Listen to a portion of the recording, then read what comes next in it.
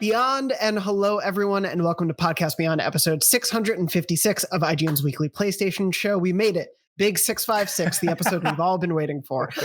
My name is Jonathon Dornbush and I'm joined yet again this week by Brian Altano. Beyond. Janet Garcia. What's up? And Mitchell Saltzmann. Beyond and hello. It's been so long since I've seen all three of you specifically in this format to talk about video games. So long indeed. It's Yeah. good to see you guys though. It is. Is this the DLC for our other episode, or is the other episode DLC for this? This is actually the expansion. This is at least this now is I'm a not like an standalone Airbnb. adventure. Oh yeah, true. I yeah, I was was literally just saying, lighting myself with a lamp that I had like tossed over on the ground, and I was recording off my MacBook that I had on a stack of pillows I found. that's great. I had no idea you were at the Airbnb at the time, so I totally would have not made you be on the spot for that, but I appreciate you calling in nonetheless. Of course, we are all speaking about the other episode of the show that went up this week, our Ghost of Tsushima review, spoiler-free review cast, where we dove into everything we liked, didn't like, and thought about the game from our initial impressions, given that the game's not out for everyone yet. But we talked, of course, about Mitchell's review, which if you haven't watched or read, it is now live. Go check it out. It's great. And you can find out more about his many, many thoughts on the game. And, of course, listen to that episode for all of our thoughts on it. Once you all start playing the game, which will be this weekend after this episode comes out, please write into beyond@ign.com with some of your thoughts, and we'll read some on next week's show. And of course, as we get into more Ghost of Tsushima talk, when we can talk about more spoilery things.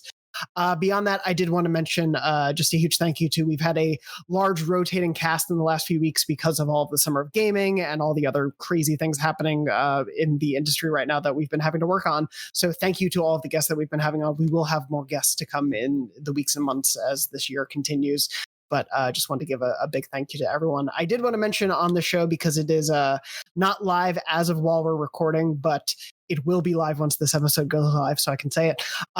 As part of our IGN First for Marvel's Avengers, we announced that the beta dates are on the way for Avengers. So starting August 7th, if you've pre-ordered the game on PS4, you will get access to the beta. The beta eventually comes to Xbox and PC as well, but PS4 is where it starts on August 7th, and then it goes into open beta on PS4 on August 14th. So if you haven't pre-ordered the game and are waiting to hold judgment and want to dive in then, August 14th is when you'll be able to do that. So we'll probably be talking about impressions about that game in August before its September launch. But there's a lot other stuff to talk about this week. The biggest thing I want to talk about, of course, is the PS5 date and price were supposed to be announced Monday, right, everyone? Yes, but there was a rumor going around that was going to happen, and that had me paranoid and terrified. And I don't know about you guys, but I had like 7 tabs open at the off chance that the pre-orders would go live. I was expecting to just have like this sort of like really rough afternoon where I had to kind of consolidate with myself over how much of a dent my bank account took and how caught up in like launch fever I got with absolutely useless stuff that I definitely didn't need, and also making sure I was like, I got to get the camera, even though I don't know if I do got to get the camera. Remote. Yeah, the remote, right? Because I know what's going to happen is they're going to sell out instantly. I'm going to be like, should have got that remote, and then never use the remote. I'm so stupid around console launches, you guys. So dumb. It's hard not to be, because it's the newness and the excitement. But of course, despite those rumors drumming up, I was actually on a day off, and then I saw those rumors pop up in the morning. Was like, I'm going to be online right at that supposed time just in case. But it's one of those things where I feel like everyone. We're all just, so tuned in right now. Like the entire industry is just so focused on every little update that can happen because we're all at home. And so the second, even the tantalizing idea that this might happen popped up, I think everyone just jumped on it, even though there wasn't it wasn't as if, Shuhei tweeted out the first letter of every tweet for the past month said, June 12th on it at 12:30. So right. There wasn't any sort of official source or tease in that way. So I think it's one of those things where I think they're going to wait till after that Xbox event next week. Do you think when they do announce it that they're just going to put it out into the ether via a blog post or a tweet, or do you see this being tied to an event? I don't know if they'll do so I'll put it this way. There's no universe in which there isn't at least mild sticker shock from a significant percentage of the planet justifiably for how much this thing's going to cost. And so I think building up to like a big video reveal and not just like a PlayStation 5 will be launching at blah blah blah for $500-$600. Like that's the easiest way to make it go over simply.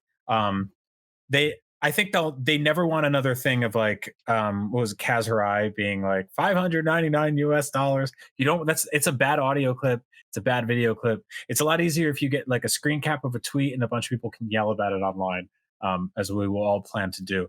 But yeah, I would imagine that they just go, here's a little bit of information. Maybe I'm wrong though. This year has been insane. Yeah, it's one of those things where like it could go either way and it wouldn't shock me. I feel like it will come after, like a big lead up to it, but it will probably come in a blog post because it is, like Brian was saying, you don't have that video or audio clip going around of someone in case the price is high. You don't have someone saying, and it's $550 or something weird.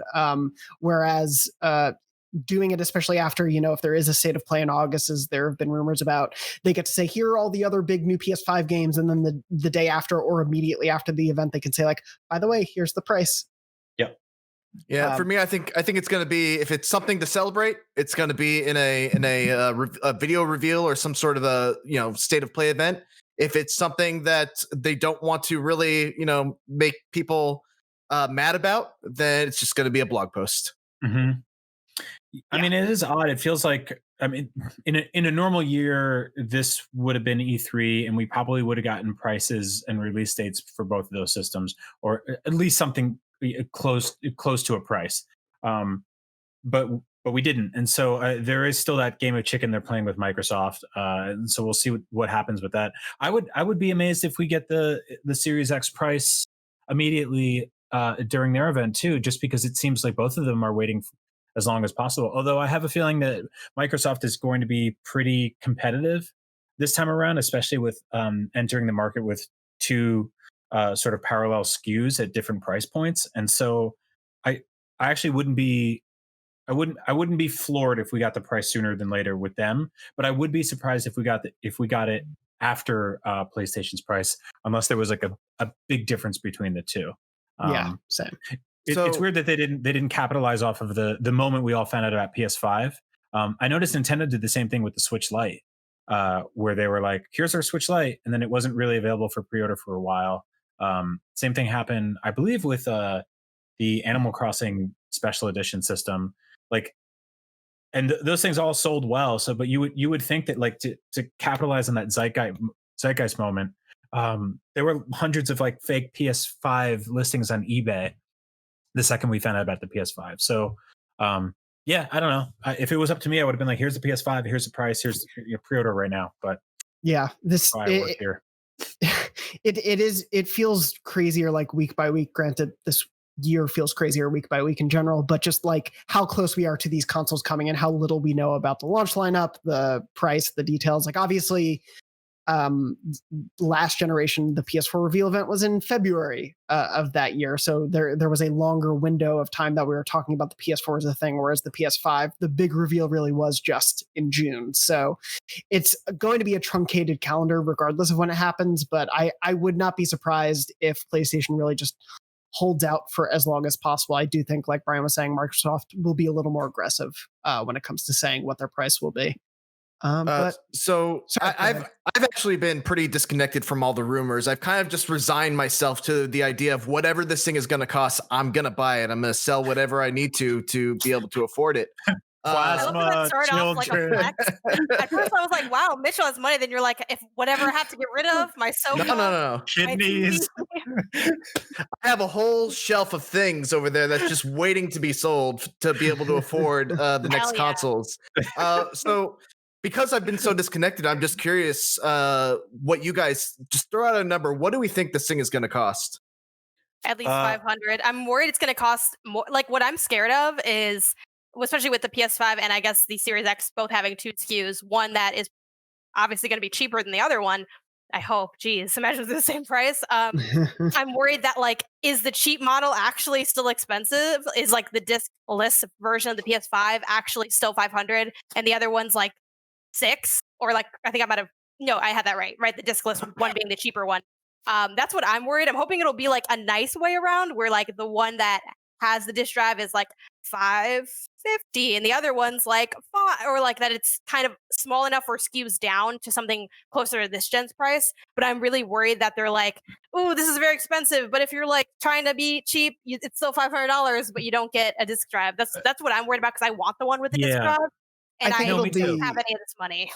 I think like my gut tells me $450 for the discless and $500 for the standard edition, just because I do think the closer you get to $600, the harder really it is going to be to sell to consumers. And I do think the PS3 launch still really holds like a lot of weight in the mind of, you know, the Sony executives about how poorly that went over. That said, like, the PlayStation side of it is weird because it is just a discless version versus the disc-based version. They're the same insides, whereas everything we know, it's still not even officially announced, but like there is a difference in hardware between the Lockhart and the Series X. And so I do not know where that Lockhart is going to come in on the power scale of all these consoles, but also on the price scale, because I would not be shocked if Microsoft wants to use that to really undercut Sony. But I also then don't know what the benefit of buying that cheap console is if it's going to be outdated, you know, in 2 or 3 years when we get half steps to this generation. Yeah, I mean, the philosophy there is essentially in the same way you can spend X amount on a PC, or you can spend X and Y on a PC and get a much better one. But they'll all hypothetically still share the same experiences, just at slightly different qualities. I feel like if two things. If there's $100 price disparity between the disc-based version, I hate saying discless because it never comes out right, disc-based version of the PS5 and the undisked version of the PS5, that was worse. That was worse. That's going to feel insane, especially for a console generation that is by all standards coming closer and closer to PC than ever before. Like the PC gaming community would laugh in the faces of anybody charging $100 for a admittedly proprietary disk drive that can only function on certain ways. But furthermore, if there's $100 disparity between the higher quality Xbox and the not as good Xbox, and $100 gets you that much more on the Xbox side, but on the PlayStation side, it gets you a disk drive, that's going to suck. That's not going to look great either. And so I do think that I think they would be crazy if they went higher than like $50 or $75 at the most for the disparity between those two SKUs. That's why I'm predicting $549.99 for disc-based, or the disc, whatever, the chonky one. Yes, yeah, and then $600 for discless. Wait, $600 for discless or $500? $600. So you're saying the discless will be more expensive? No, I screwed that up. They need real names. Do they have real names, by the way? No, PS5? It's the PS5 digital edition, and then the PS5. Okay, fine. So PS5 is 600. Digital edition is 550. Okay, that's my prediction. And I think most people are going to be really upset about those. Both of those numbers, because they're really expensive, and some of the most expensive we've ever seen for a console. Yeah, so it's going to be it is such a weird, like I'm excited about having the next gen, like it's finally here, but it's also just one of those, there's a lot of questions and I just would like answers because everything else is uncertain right now. I'd like this to be a little more certain. Well, one of the only things we do know is they did say that they're going to be in shorter quantity, right? And so that was the other thing that sort of had me panicking. But this bears repeating every time we bring this conversation up, and not to be like a stick in the mud or whatever, but the reality of 2020, as we just found out even just a few days ago, is that 33% of households in the U.S. were not able to pay their housing payments for the month. This is a bleak year financially, economically, for millions and millions of people. And so I hate saying that, but I just feel like I have to say that. No, totally. Yeah. No, it's a good point. Yeah. And then that doesn't even start to include games and an additional controller and the about $1,000 you would probably need to spend really at launch. The media remote, which will weirdly cost more than the console itself, but that's a discussion for another episode. Do you want to get into some of the stuff we can actually talk about this week? Be sure to let us know in the comments whether you're disc in or disc out when it comes to next gen, and we'll talk about that next week. No. We're falling down a hole. I do want to talk, of course, about Ubisoft Forward, which happened this past weekend, and it was the first of multiple, apparently, Ubisoft Forwards are going to be getting. There is another one planned for later this year.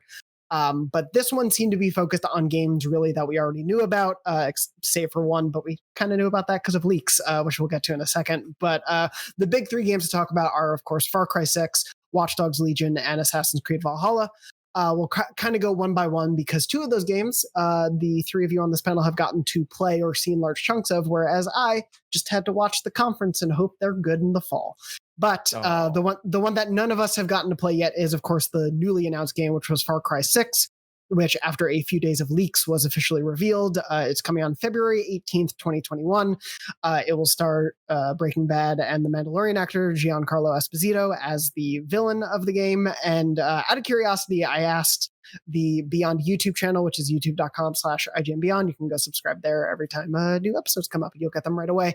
I asked everyone basically after the event, which of those three PS4/PS5 games, because Far Cry 6 is also coming to both, are you most excited for? There were 1.3 thousand votes as of the time of this poll. 43% said AC Valhalla, 37% said Far Cry 6, and 20% said Watchdogs Legion. So unfortunately, the Legion, which personally I'm the most excited for, was on the bottom of that poll. But a lot of big open world giant games to lose yourself in for dozens, if not hundreds of hours to come from Ubisoft. I think no surprise. I wanted to ask everyone just sort of quickly before we get into the games you all have played, what did everyone think of the Far Cry 6 reveal? This is of course coming after Far Cry 5 brought it to America, and then Far Cry New Dawn was like, what if America was even crazier? And then America kind of got crazier, as did the rest of the world in this year. And then it's like, oh boy, life. But anyway, what did everyone think of the Far Cry 6 reveal? Because I've definitely seen, I would say, a mixed response online. Really? No, I'm super excited for it. I think this was an amazing announcement for Far Cry 6. We obviously knew that Giancarlo Esposito was going to be part of this. But Far Cry is a series. I talked about this on News Games and More. Far Cry is a series that's obviously very focused on villains, but its villains are always kind of overtly crazy, like kind of just wild, out of control, nutso. And Giancarlo is known for playing villains who are very subtle in their, their evilness, so to speak.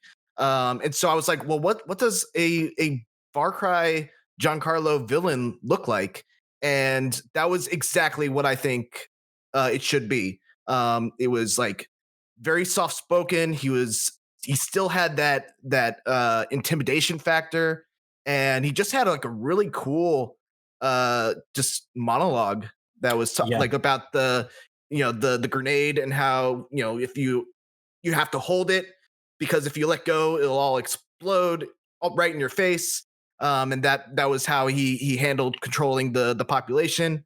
So yeah, I think you can only get so excited about a game before you see the gameplay, but I'm at the maximum level of excitement that you can be for Far Cry 6 right now. Yeah, I will say, just to give some detail on the game, it's set in a fictional country named Yara, the capital city being Esperanza, where we see his character very clearly modeled after Cuba in terms of its sort of isolation from the rest of the world, and certain things of technological differences that have maybe happened elsewhere haven't always come to, this fictional island. And he is sort of the dictator in charge. And a big thing that we've seen in the trailer is his relationship with his son and essentially grooming him to take over for him. Anyway, Brian, I didn't mean to cut you off, but go ahead. No. That's a fantastic setup. I'll add too. This is the first one with like sprawling urban environments, so densely packed cities and stuff like that. So I'm sure it'll still have lots of like wild jungles and stuff. I'm a gigantic Better Call Saul, Breaking Bad fan. Giancarlo Esposito is like one of my favorite actors. We historically in a lot of his stuff don't really get to see him as a actual father. Like you see him as a father figure. But I think Mitchell nailed it. He's got this incredibly cold, calculated, menacing presence that feels like it could boil over at any minute. But he also has a really good way of making everything seem fine. Like if you watch his El Polo Loco scenes in Breaking Bad, when people come in, he's like, is your lunch great? Can I help you with anything? Just checking in. But in the back of your head, you're like, he'll kill you, and you can tell. I gotta say, I just want him to be happy in one, show or movie. I just want to watch a rom-com with him in the lead, like him finding love in Paris or something would just be a joy. But anyway, go ahead. No, I'm also a gigantic Far Cry fan, and I basically relegate about 5 days a year every time one of those games comes out to just completely hole up in an apartment with the curtains closed, eat like trash, just black out and 100% the game. And it's like they're cartoon stupid. They have some of my favorite sort of like interconnected systems where things are bursting into flames and there's bears running out and animals everywhere, and they are over the top dumb. The last one, New Dawn, legit had a double jump in it. Like that was based on a game that when we first found the reveal, we were like, oh, they're going political. This is very clearly about the rise of like fringe groups in red states who are trying to take back power, and also interconnected with religious cults and stuff like that. And talking to the people involved in the game, it very much seemed like they were taking a slightly more political approach. But in traditional Ubisoft fashion, they backtracked on all of that stuff. And so that's where I find there's a little bit of disconnect with this. Like I'm super. I first of all, I don't want to be I don't want to come off as one of those people that's like, I demand more political themes in my video games, because in Far Cry, I legit don't care. If you can go full political, great. I'm gonna have a blast. I'm still gonna collect all of the like turkey testicles to build a grenade launcher or whatever. But if you also go full dumb, I love that too. Like Blood Dragon is fantastic, and it's not political in any traditional sense, right? Everything is political now because people, I don't know. Say what you will about dragons, though. I mean, Game of Thrones got political. But people conflate like a woman walking into a room with political. They're like, a woman's here. This is political. And it's like, no, she just exists, and you need to power through this. And so, no, I think that like if these games go full stupid, great. But this is a game about Cuba, and that is about it starts with what looks like a Black Lives Matter protest. There's people in the street, and they're throwing things, and they're fighting, and they're yelling, and they're screaming. But also, like the pre-order bonus is like a laser disc shooter and like a dog in a wheelchair. And so like I do think that there's a lot of disconnect there, and I just wish it was kind of one or the other, because what always happens here is they go like, well, this is based on this is based on this, and then you go, is it political? And they're like, no, nothing like that. And so like I always find that disconnect to be kind of grating a little bit. Yeah, it's I've had a lot of fun with Assassins and Watchdogs and Far Cry before, but it is one of those things where it's like Ubisoft has been, and granted there's a lot of change going on behind the scenes of that company right now, but when they are so staunchly saying our games are political, and then in this Ubisoft Forward presentation, this is very clearly based on, revolutionary iconography with Far Cry 6, and then the Watchdog Legion trailer adapts a famous poem about Nazi Germany to be about this game. You're kind of you're saying some things whether you want to or not, and I do agree that I wish they would just kind of own it rather than pretending they aren't. I think it is fine to include those things or not, but I do think they need to be a little more self-aware, transparent when it comes to how they talk about those it's things. Like the have your cake and eat it too thing. They did the same thing with The Division, which is like, it's like, okay, if you want to like borrow some of these themes a little bit, sure, but they're going a little bit more than a pinky toe. It's like a foot. And then the second, like the water gets a little cold, they're like, no, we didn't mean to go in there. And like, so we're going to I think oftentimes like on that, I think Ubisoft's starting to kind of own the politics of their games a bit more. I mean, if you guys look back at our E3 coverage, I think it might've been Matt Purslow who did this article talking to, and if it's not Matt Purslow, sorry, whoever wrote it at IGN, talking to the Ubisoft and the Watchdogs team about the politics of Legion and, how it relates to Brexit. And they kind of were a lot more forthcoming and saying that, yes, this is political. What I will say about Ubisoft games, just kind of in general, is they use politics as set dressing in a playground, which I think, we could dig into that for a long time. I think it's a little bit like a little off-putting to be so clearly political, but really not saying anything. It's kind of like you just are having fun with it. And I think that's a little bit janky in some ways, but I don't personally find it like that polarizing for me. Like I can still enjoy and play those games, but it's like, okay, this is political, but you're not really doing anything with it. You're not really making a commentary. You're just kind of using it to like ditz around in. So it's kind of a missed opportunity to say something more socially, but I also don't think they're trying to say anything. I think they just want to have fun. And I think they pick these things because they're like, oh, this can get crazy or wild. We can put grenades and explosions. And they kind of just pick what seems like it'd be fun to explore in rather than let me critically engage with this. Sure. That being said, for Far Cry, I've actually never played a Far Cry game. What? It's just something I know. I almost did. I want to do the guide for one of them, but I didn't get it. I know people might be like, "Why do you want to do the guide if you've never played it?" Because I have. Do you have PlayStation Plus?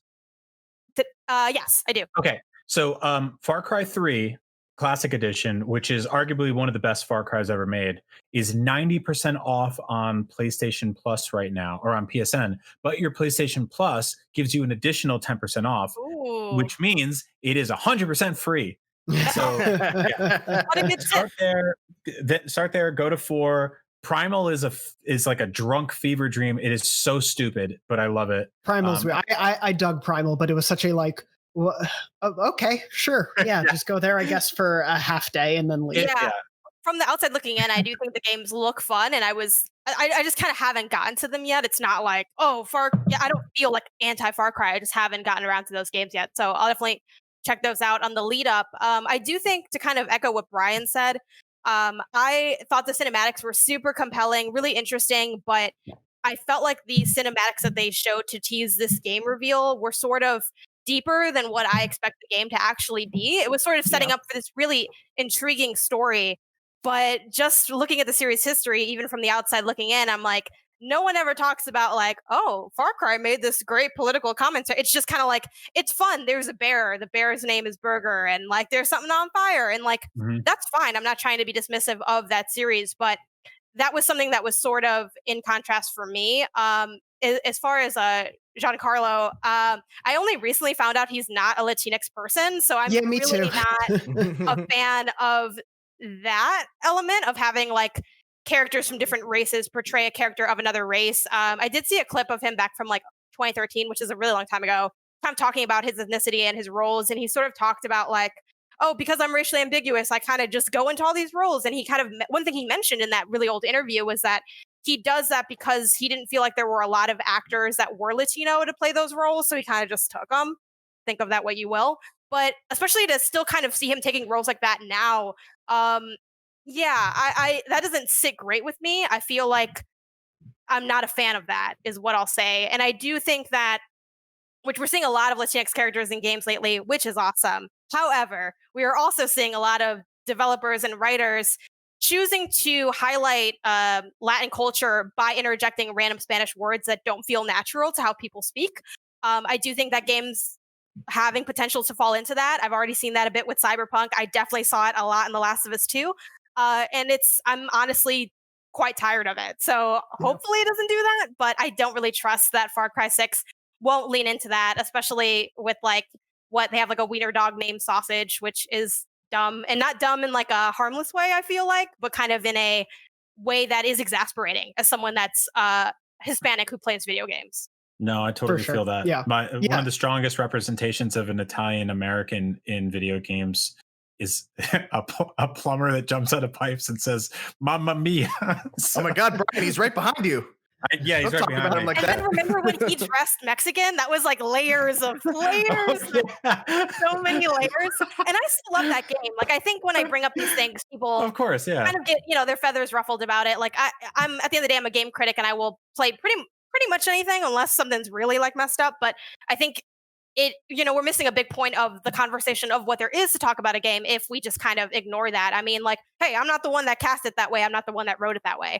And I think too, if we tie it back to like the quality of the game, it can influence how the final product ends up coming into place. So I'm really interested to see how they handle this like fake Cuba representation. But at the end of the day, I get that it's a Far Cry game and it's kind of meant to be silly, but I think that's also where it becomes like extra charge. It's like you're taking this more lightly than you should, being that it's like representing certain cultures and certain groups. But yep, that was my takeaway from it. That being said, like I said, I thought it looked really compelling, but I'm not sure if they're really going to take it home with the final product in terms of the story, which I know no one really comes to Far Cry 4. but I found it. I mean, they're the ones leaning into that for their initial advertising. So it kind of makes me feel like, oh, are they gonna like zag here? I feel like probably not, but that's how they're positioning it. It's definitely going to be weird to know that like Giancarlo is probably going to be giving this very like very dramatic performance full of gravitas like halfway through this game, and then you're also going to run into a character who's probably like, I jerry-rigged 30 grenade launchers onto this moped, come help me kill all these people, and like that there's just going to be a little bit of a weirdness there. Exactly. Yeah. 100% that's going to be in the game. And I will say that I think he's a fantastic actor. Like, this is no slight to his ability. Like, I think he'll do a great job in the role, but I don't think he should be in that role, which you can fault multiple people for that casting. Yeah. I think it'll also absolutely have like a completely idiotic series of like drug subplots where like, you know, there's like that's not what like Cuba's like. Even if you're playing into that, I think it is going to lean very, I guess, but like I feel like it will lean heavier on this revolutionary thing. One thing I am curious about, and maybe you guys can speak to this as people that are much more entrenched in the Far Cry franchise. Like, do you guys think there's going to be a lot of like choices in it? Like, I know sometimes there are all different endings because the way they positioned that opening was sort of you have to decide what kind of leader you're going to be. Do you think we're going to get to kind of pick paths in that way in this game, or is it going to be kind of just one singular storyline? I think there will be a choice at the beginning of the game that lets you end the game very quickly. I think there will be a choice at the end of the game that will decide one of two endings. Yes. Yeah. Nailed it. I also think about Far Cry. Giancarlo's character will ultimately be window dressing for what is like a big, stupid gun and animal playground. And I love it for that. Like there will be significant cutscenes in the intro, a couple hours later, and then again at the end. And you'll fight him in some like pit of fire, and he'll be on some sort of drug. And you'll unload every weapon you own into him for like 2 hours, and then the credits will roll, and you'll be like, that was a weird weekend. And then you won't think about it for a while. And then they'll be like, in the DLC, we're going to the moon, but it's also Vietnam. Oh, they are having 3. So it's confirmed that there's 3 DLC with this game as well, because I believe that was part of the collector's edition. Like, you automatically get access to that if you purchase that. So that's I guess that's just going to be sort of standard practice moving forward. It's kind of content. It's to me, it's always a little overwhelming when they're like, here's the game that we haven't really shown much. Also, there's going to be more of the game you haven't seen. I was like, that's a lot of time. I personally can't wait for Mecha Esposito, who you'll fight in the DLC. Yes. But yeah, I do want to talk about, of course, before we run out of time, because we could probably talk about Far Cry for a while, but I do want to talk about the 2 games all of you got to actually go hands-on with, Watchdogs Legion and Assassin's Creed Valhalla, which we both got release dates for, and they are both coming this year within weeks of each other. So if you were like, I don't have an open world game to play before Cyberpunk comes out, well, good news, you have 2. And then Cyberpunk 2 days after Assassin's Creed. Assassin's Creed Valhalla is set for November 17th, and Watchdogs is set for October 29th, I believe. And both will be on next-gen consoles as well. They didn't give release dates for those because we don't have release dates for those consoles. But, you know. Or do we? Or do we? Yeah. I mean, Also, sorry, Janet and the rest of the Wikis team, because that is going to be a nightmare for you guys. Cyberpunk's also where either the day after or the day before. It's like right next to Valhalla. So it's 2 days after. Yeah, it's those 3 games within a few weeks of each other. And my Cyberpunk jacket on, and I'm just gonna go. And don't forget your cool Watchdog shades. That's a few hundred hours of open world games that we have to look forward to at the end of this year, on top of whatever else gets announced. What's crazy is that Cyberpunk's been delayed like 8 times, and Watchdogs was sort of delayed indefinitely before redated. Like, there were so many alternate universes where these games were multiple months apart, and we could have been like, I had so much already fun out. with. Yeah, like I put 50 hours into Ghost of Tsushima because I have nothing else going on right now in terms of personal life, and because it's not competing with any other video games for me. Like, I'm playing a little bit of Paper Mario, but for the most part, I'm like, this is the only open. I can't play like 3 open world games at the same time. It just messes me up. I can do that with a bunch of other different games. But the fact that these games are going to come out now within like 5 or 6 days from each other, for one of those is Ubisoft's fault for not spacing out their own games. But yeah, I think this is a pretty good estimate of the new console window, which wasn't saying too much because a week before Black Friday was pretty predictable anyway. For sure. But yeah, I wouldn't expect the PS5 and Series X launches to be too far away from these games. But anyway, let's go to, I guess, in calendar order. Let's start with Watchdog Legion.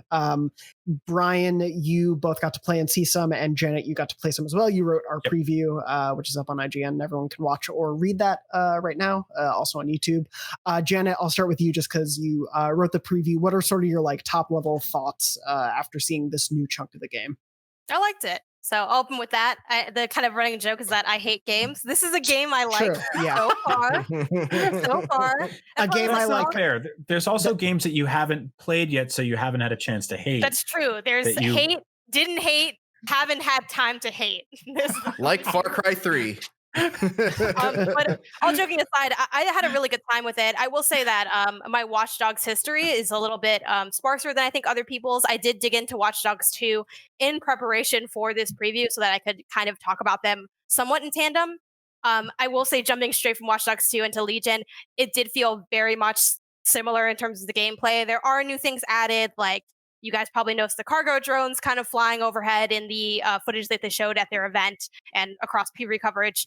But if you enjoyed the gameplay of Watch Dogs 2, you will like Legion.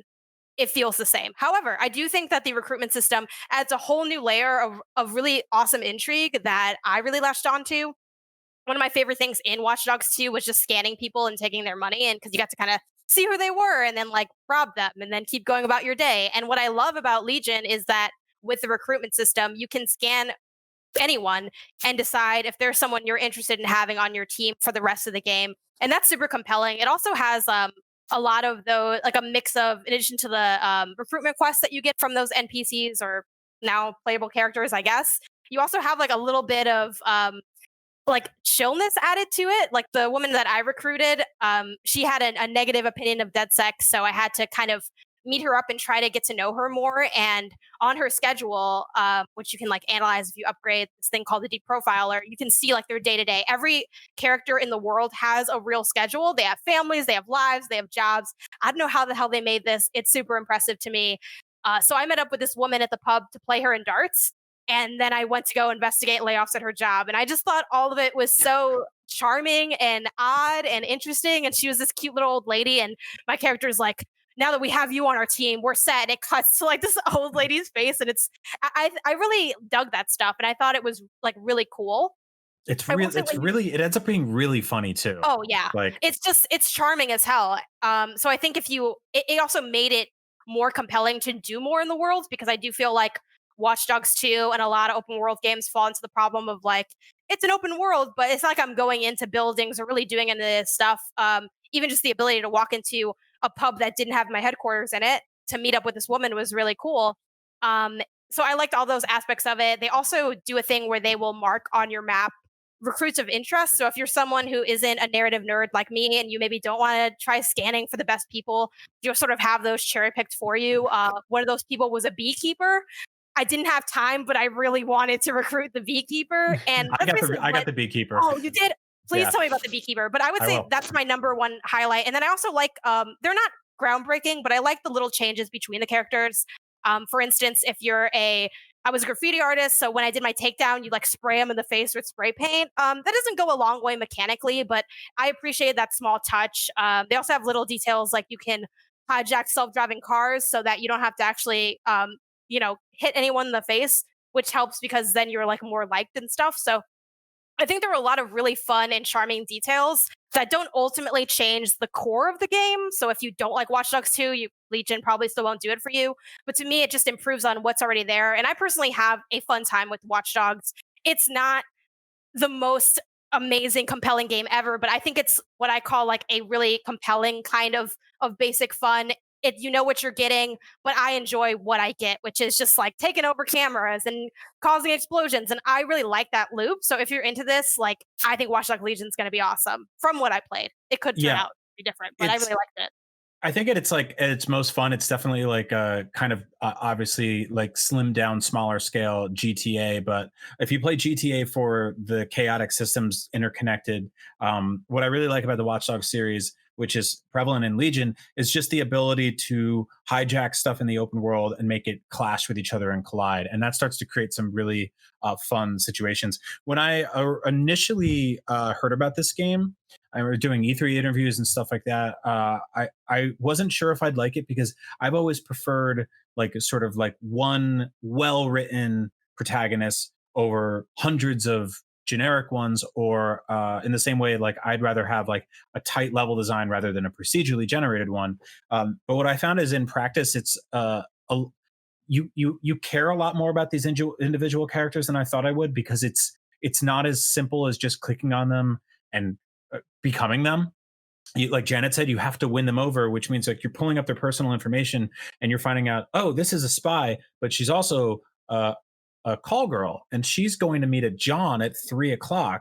And if I go there and like beat up the guy when he like tries to do something to her, I'm going to win her over, and then she's going to join my team after like a series of things, which means that when I'm playing as her, since it's taken me an hour to get her, when she gets shot in the head by cops, I feel horrible because I have an attachment to you now. Like I care about you. But it also means a whole lot of other stuff goes really insane, because like we were on the way to go meet the John who was going to hurt her, and we I think like killed him with a car, and then all these cops showed up, and then we ended up fighting them, and it just turns into this whole thing. And like if you think about it, it's like, okay, so a random woman walked by you on the street, you doxed her phone, you found out someone she was going to sleep with for money, you went and killed him with a car, and then you shot a bunch of cops, and then she got scared off and ran away. So you're like, oops, better stalk someone else. Like the social implications of that are completely insane, but also very funny because it's not real, you know? But I would say like the gameplay itself, like Janet said, incredibly similar to Watchdogs 2.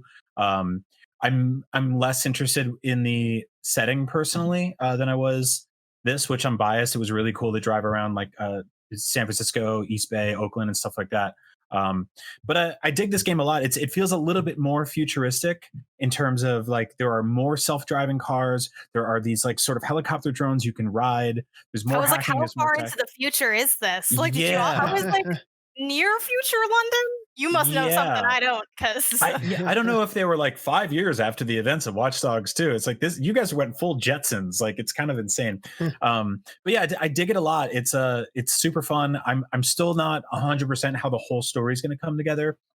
But you will be playing as like, you will have to pick certain characters for certain beats. I did unlock the Beekeeper. That was a blast. Like the Beekeeper shoots out basically swarms of like these tiny digital locusts that are like are little like kind of drone locusts that will hunt and kill drone things. Bees. Yeah, and then you get to say release the bees. I just think it's really fun. They have not drummed that up enough in the marketing. I know they've been super up on like the grandma you get to play as, but man, digital bees is a good addition. Yeah, so I also unlocked. We're gonna say. I was going to say I have a very important question with regards to the grandma. If ignoring the fact of whether this is a smart strategy or not, could I theoretically make all of my DedSec allies just grandmas? You could get a lot of old people who have significant who are specific skills, basically. So you could be like, I got a 90-year-old hitman. Yeah. It's just like hobbling down the street with a gun. He's like, I'm gonna get him. Like, I just want an army of old people to go through this game. You can, except for and Brian, I don't know if you played. I think you played this mission because there was only a few there, but there was a mission where you needed, like as part of the main campaign, you needed to get an Albion guard and you needed to use them to do a specific mission. And even if you got caught, like arrested, you died, but you were arrested, you're dead. But they say you're arrested. Usually they put it into a cooldown, but for that mission, they didn't do that because it would be super boring to have to wait to do that main mission. So it seems like there are going to be a few mandatory recruits, but outside of those recruits, you can get anyone. And you can have, so far they don't have a limit on how many you can have, because I asked and they're like, just go. So I guess you could just have like, the entirety of London. 80 old people just storming. One of my favorites was you can recruit this basically like these like pub drunks who like they're like basically soccer hooligans. And they're like every character has like special skills and summons almost, and like this one basically just like calls her 5 friends from the bar, and they just roll through drunk and just beat the shit out of people. That's awesome. That I will say I was watching Ubisoft Forward with Joe Screbbles out of our UK office, and when the pub patron came up as a playable character, he was like, I don't know whether to feel proud that they got this so right or sad that they got this so right for how they're behaving. Countless hours. Yeah, I'm worried about how this game carves an identity for itself within days of Cyberpunk. That's definitely going to be an interesting uphill battle for it, but it does have the sort of namesake of being a fairly well-known quantity in a franchise now. So yeah, I'm glad they're still making these games, honestly. Yeah, I think it's a cool approach, and you know, as sort of you and Janet were alluding to, it's not changing the game from what Watchdogs 2 was doing, but this, you know, recruit any NPC thing is different enough from a lot of other open world games that hopefully it does add something fresh for the whole experience. We'll of course have to see what playing it for an extended period of time looks like.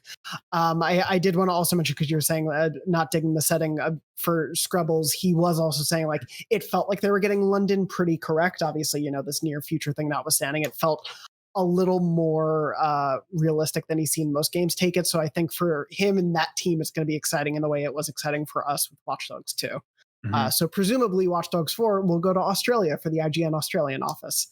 But I do want to talk about keeping things within, I guess, the European Union, even though the UK isn't there anymore. Sad days. I do want to talk about Assassin's Creed Valhalla, of course, because that was another game that, Mitchell, you got to go hands-on with. Our preview, I believe, was written by Matt Purslow.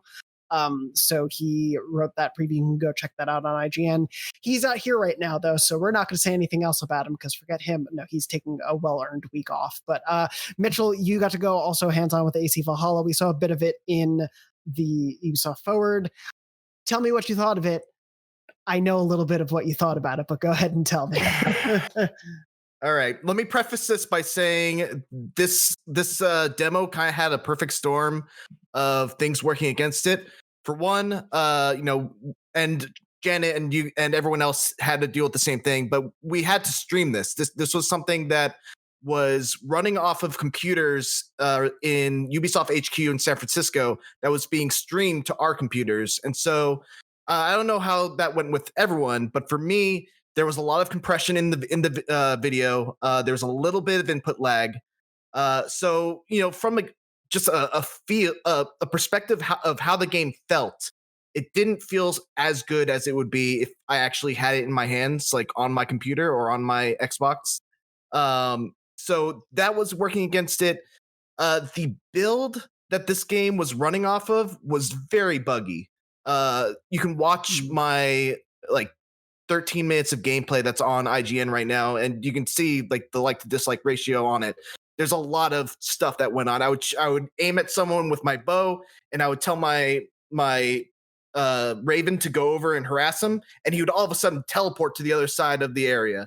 You know, there were sound effects that were missing, animations that looked janky. Like I would hit someone, and they would go flying into space. It was a different time, Mitchell. It was the Viking time. You tell me that didn't happen back then. Yeah, people didn't develop keyframes until like hundreds of years after that. I'm not familiar with Viking lore, so honestly, this all just goes over my head.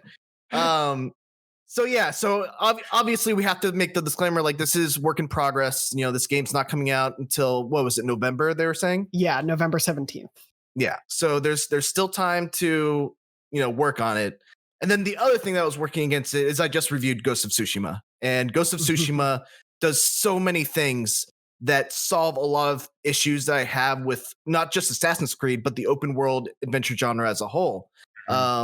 There's no level gating in Ghost of Tsushima, and it looks like they're doubling down on the level gating in Assassin's Creed Valhalla, which is kind of a bummer to me.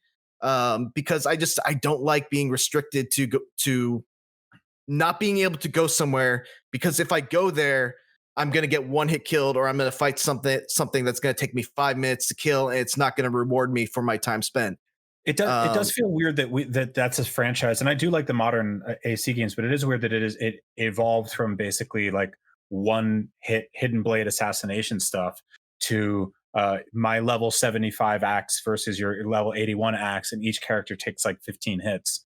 Ghost of Tsushima, like you can one hit a lot of enemies in that game if you're slick with it. And yeah, I could totally see that whiplash happening there. Yeah.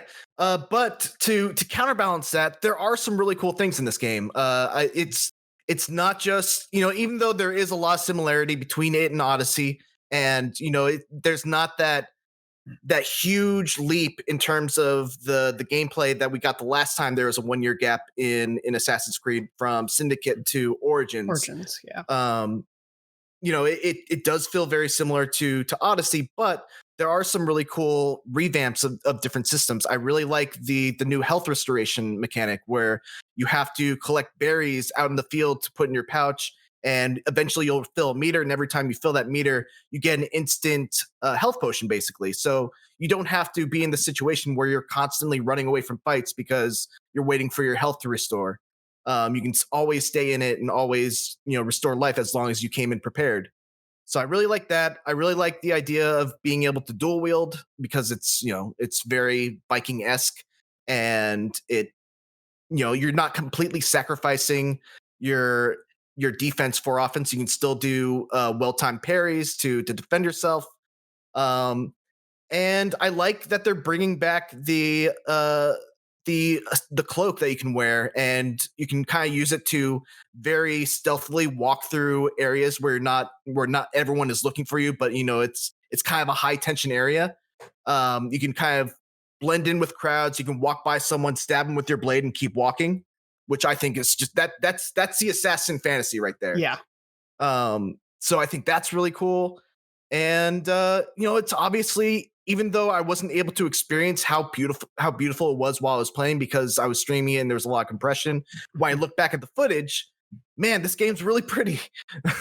Yeah, it's the world definitely that they showed off looked beautiful, if not some of those technical issues that you were talking about, unfortunately, for the demo. It is one of those like, man, we're just going to have to wait 4 more months and see how it turns out, because like obviously they're no strangers to putting out Assassin's Creed games, especially at launches of new generations. So hopefully it works out, but it's definitely disappointing to hear about all the difficulties you ran into for what is possibly one of the bigger showcases we'll get for this game before launch. Yeah, it is a sort of best case scenario, to all things considered, 2020 to be able to play these games like these.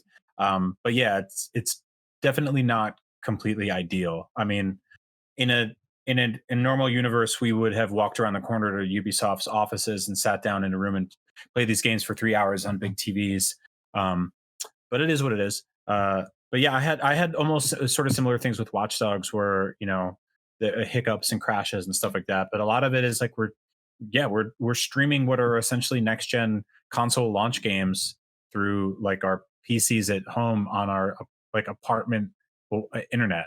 Yeah, which is, it does sound like, Mitchell, your experience was a little bit rougher than me and Brian's. And I'm not sure if that's because the build itself is not as much in a state to be released. It's really difficult whenever there are these preview events, because on one hand, we never want to misrepresent the game for what it is about to be once it's fully baked, but also we also don't want to not address technical issues. So that's always kind of a difficult thing. But I am glad you brought that up. And in my preview towards the end, in the written version, not as much in the video, because I didn't want to like show bugs that'll probably be patched out, because the person showing me was like, that's a bug that we will fix. So I didn't want to really highlight those, but I did mention that there are a few with Watchdogs. I did run into a few like glitches. And then just in general, the falling animations for characters was a little janky, but I think that's their style, because that's how Watchdogs 2 also looks. So, and I did see on the comments of my preview, some people kind of saying that the facial animations didn't feel as like up to par with what they expected, but also coming off of like The Last of Us 2, where the facial animations are really good. I think it's always good to point that out, because if it does come out and it still has those problems, at least you address them here. So I am glad that you brought that up. Yeah, and Last of Us 2 has set a very high bar in a lot of regards that I don't think it's completely fair to judge every game to that standard, because not every game is going to have the kind of development cycle and budget that Last of Us Part 2 did. Right.